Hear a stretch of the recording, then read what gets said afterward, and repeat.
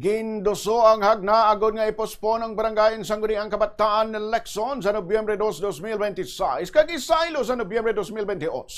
Ini nga House Bill 10591 ang ginfile ni Negros Occidental 3rd District Representative Javier Miguel Benitez kahapon Agosto 4 matapos ginakakuha sang suporta halin sa 63 ka mga kongresista sa Kamara.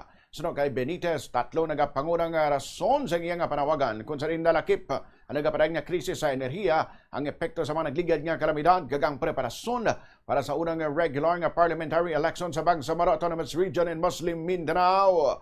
Ginpahayag sang kongresista ngang padayon nga tensyon sa Middle East nagresulta sa pagsaka sa preso sang petrolyo sa kalibutan nga nakaapekto sa gasto para sa transportasyon, kuryente, logistics kag iban pang kinahanglanon sa pagpaligayon sa eleksyon.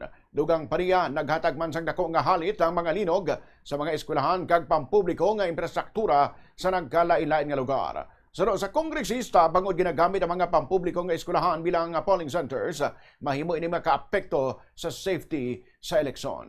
Sano pa sa mamalita ang postponement sang eleksyon maghatag man sa mas dako nga tiempo sa Commission on Elections kay iban pa nga ahensya sang gobyerno sa pagpreparar para sa unang regular nga barn parliamentary elections nga natalana naman sa palabuton nga Setyembre 14. Padayon subong ang preparasyon para sa barangay Sangguniang Kabataan election samtang wala pa na aprobahan sa Kongreso kag napirmahan bilang layi ang amo nga Hagna.